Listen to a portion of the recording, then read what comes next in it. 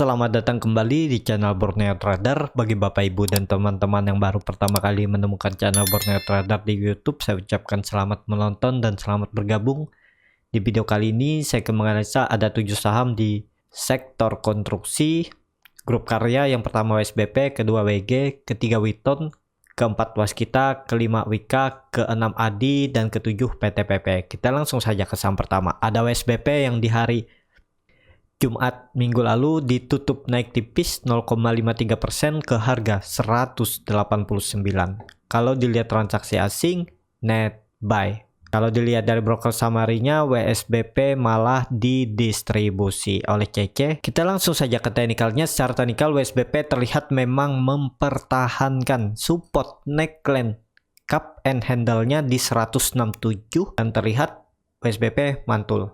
Dan arahnya kalau dilihat ini ya, volume yang meningkat walaupun kurang besar, masih ada peluang WSBP minggu ini akan menguji 194. Terlihat juga indikator MACD masih mengarah tajam ke atas dan juga bar chart di atas 0 juga makin tinggi dan membentuk golden cross. Jadi peluang WSBP tetap arahnya ke 194 untuk minggu ini. Bagi Bapak Ibu dan teman-teman yang sudah punya dari bawah, apalagi beli dari bawah 180, tetap hot aja WSBP selama bertahan di atas ini ya.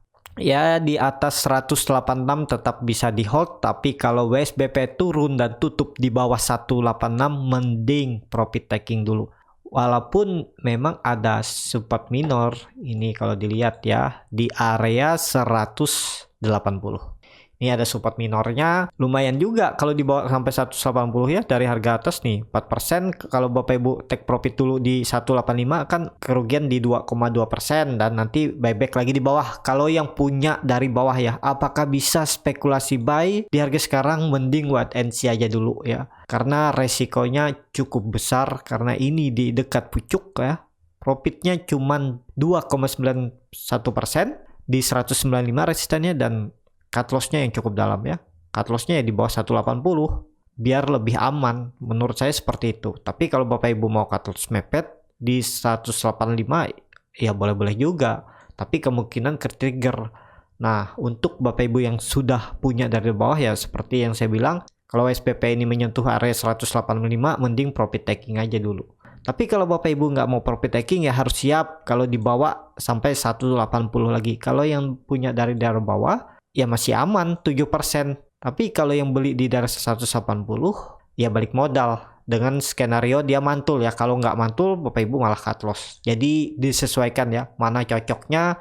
Kalau mau tetap hot juga nggak masalah. Kalau yang belum punya wait and see aja dulu. Karena WSBP sudah mendekati area resisten, mending belinya nih nunggu dia breakout 194 baru buy on breakout, cut loss kalau turun dari 194 atau plus breakout. Jadi seperti itu untuk WSBP. Kita langsung saja ke saham kedua. Ada WG yang di hari Jumat minggu lalu ditutup terkoreksi 0,99% ke harga 200. Kalau dilihat transaksi asing malah net sell, nilainya juga cukup besar ya. Kalau dilihat dari broker summary-nya, terlihat memang WG didistribusi. Kita langsung saja ke teknikalnya. Secara teknikal, WSBP setelah di area 204 ya, dia gagal breakout dan turun lagi koreksi. Tapi kalau dengan kondisi seperti ini, sepertinya peluang WSBP bisa melanjutkan penurunan ke 195. Mending wait and see aja dulu. Kalaupun Bapak Ibu yang mau coba spekulasi buy, harga sekarang cut loss-nya masih dalam ya, di 3,79% di 192, target profit di 208 ya, risk reward-nya 1:1. Kalau tertarik boleh aja beli ya. WG juga masih bagus selama di atas supportnya 195. Cuman ini kan di harga pertengahan. Kalau dapat harga di 197, 198 itu bagus. Target WG memang mengarah ke 212 sampai 220. Tapi itu swing trade yang harus dilewati. Untuk naik ke 220 itu harus melewati 210 ini ya. Nih harus tutup di atas 210, tutup di atas EMA 60-nya baru arahnya naik lebih tinggi. Seperti itu untuk WG. Indikator MACD masih membentuk golden cross, masih mengarah ke atas, bar chart di atas 0 masih terbentuk. Sayangnya volume besar saat koreksi hari Jumat kemarin. Jadi ya lihat hari Senin kemungkinan akan membuat candle merah dulu. Tapi kalau langsung rebound dan bisa tutup di atas 208 peluang bagus. Tapi kalau naik ke 208 harus naik sekitar 4%. Ya kalau bisa ya bagus ya. Jadi seperti itu untuk WG. Kita langsung saja ke saham ketiga. Ada Witton yang di hari Jumat minggu lalu ditutup terkoreksi 0,68% ke harga 292. Kalau dilihat dari transaksi asing, net sell. Kalau dilihat dari broker summary-nya, Witton biasa aja ya, antara distribusi dan akumulasi nggak ada yang terlihat perbedaan signifikan. Kita langsung saja ke teknikalnya. Secara teknikal, volume kecil tapi jebol support. Nah, dengan kondisi seperti ini, karena memang candle di tanggal 3 Juni ini candle anomali. Dan di hari Jumat dia melanjutkan penurunan. Untuk mengkonfirmasinya ya, kalau hari Senin candlenya merah lagi, apalagi tutup di bawah 286, jadi peluangnya akan turun dulu ke area supportnya 280. Nah, bagaimana untuk Witton ini? Untuk Witton kalau mau ke atas hari Senin harus candle hijau, minimal tutup di atas 296, di 298 apalagi di 300 itu bagus, karena kalau tutup di 300 Witton akan membentuk pola Morning Star dan akan melanjutkan kenaikan lagi, menguji resistennya EMA 260 dan EMA 200 di area 310 sampai 316. Jadi seperti itu ya, semoga aja Witton nggak benar-benar breakdown, tapi di hari Senin dia membuat candle hijau lagi ya, dan tutup di atas 296. Indikator MACD sangat tajam mengarah ke atas, masih membentuk golden cross, bar chart di atas 0 juga terbentuk saat koreksi volume kecil, saat breakout 292 dengan volume. Ya kuncinya emang hari Senin harus candle hijau dan tutup di atas 296. Seperti itu untuk Witton. Kita langsung saja ke saham keempat, ada Waskita yang di hari Jumat minggu lalu ditutup terkoreksi 0,46% ke harga 1080. Kalau dilihat transaksi asing, net sell. Kalau dilihat dari broker summary-nya, Waskita ya emang sedikit didistribusi. Kita langsung saja ke teknikalnya. Secara teknikal, Waskita memang ada potensi membuat double bottom, tapi sayangnya hari Jumat candlenya anomali. Tekanan seller dari atas cukup kuat dengan volume, tapi bagusnya Waskita tutupnya di atas EMA 200 dynamic support. Nah, untuk Waskita ini hari Senin harus candle hijau, minimal tutup di 1100. Tapi kalau candle merah, apalagi tutup di bawah EMA 200-nya, peluang Waskita akan mengarah ke area support 1000 sampai 1020. Jadi seperti itu untuk Waskita. Bagi yang punya dari bawah, apalagi beli di 950, ya profit taking aja kalau Waskita jebol atau tutup di bawah EMA 200-nya, karena potensinya akan mengarah ke bawah. Jadi hari Senin ini menjadi kunci juga ya, apakah candle hijau atau dia malah jebol support. Jadi seperti itu. Kalau candle hijau minimal tutup di 1100, arah selanjutnya Waskita minggu depan bisa sampai 1160. Kalau 1160 itu mampu dilewati, Waskita sangat mudah ke 1240 sampai 1250. Jadi seperti itu untuk Waskita. Indikator MACD juga masih membentuk golden cross, masih mengarah ke atas walaupun masih di area oversold. Bar chart masih di atas 0. Jadi seperti itu untuk Waskita. Kita langsung saja ke saham kelima, ada Wika yang di hari Jumat ditutup terkoreksi 0,38% ke harga 1310. Kalau dilihat transaksi asing, net sell.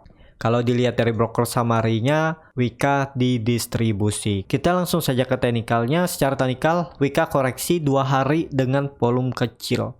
Tapi kalau mau aman, memang hari Senin harus candle hijau.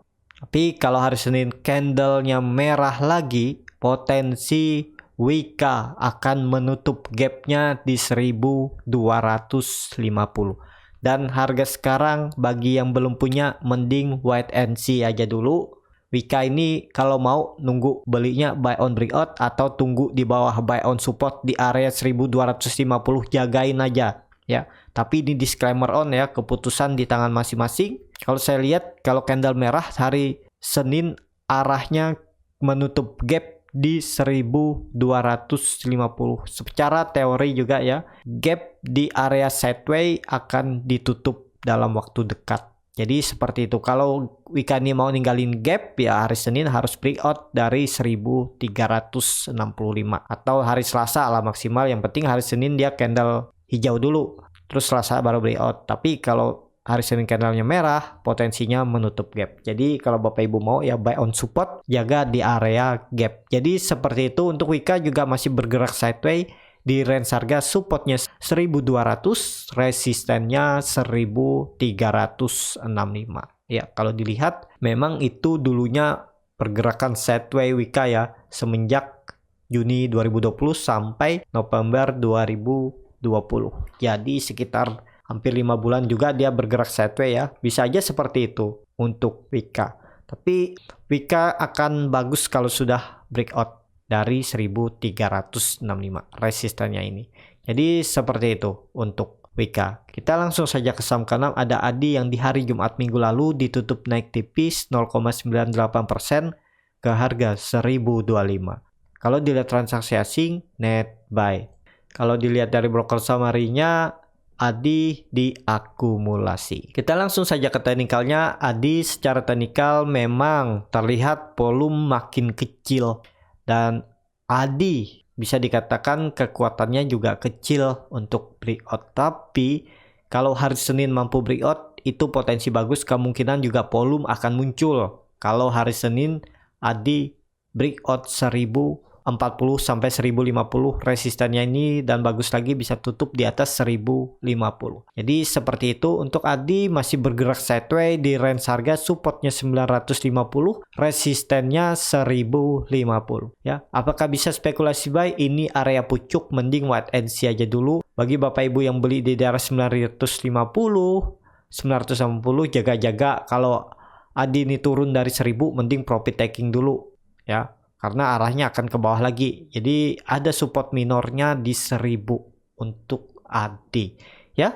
Seperti itu untuk ADI. Indikator MACD sudah membentuk golden cross, bar chart di atas 0 juga terbentuk. Itu sinyal bagus ya, karena MACD-nya mulai memberikan sinyal yang bagus. Arahnya ya memang harus ke atas, tapi hari Senin harus breakout dulu lah kalau mau lanjut naik lebih tinggi. Jadi seperti itu untuk ADI. Kita langsung saja ke saham terakhir. Ada PTPP yang di hari Jumat minggu lalu ditutup naik tipis 0,43% ke harga 1145. Kalau dilihat transaksi asing, net sell. Seminggu kemarin juga asing terus net sell. Kalau dilihat dari broker summary-nya, PTPP malah diakumulasi. Kita langsung saja ke teknikalnya. Secara teknikal PTPP juga di area pertengahan range sideways-nya. Range sideways-nya ada di supportnya 1070, resistennya 1200. Nah, jadi untuk PTPP ini bagi yang belum punya mending wait and see aja dulu, karena PTPP harga sekarang juga jauh dari support dan malah dekat dengan resisten. Ya, kalau Bapak Ibu maksa masuk ya profitnya sekitaran 4,63%, cut loss-nya cukup besar di 8,2% ya. Jadi risk reward-nya lebih besar 2 kali risk. Jadi mending wait and see aja dulu. Bagusnya beli PTPP ya nunggu dekat-dekat support. Kalau ternyata PTPP hari Senin dan Selasa koreksi mengarah ke support, buy on support, buy on weakness ya. Kemungkinan juga PTPP akan menjaga supportnya di 1070 ya.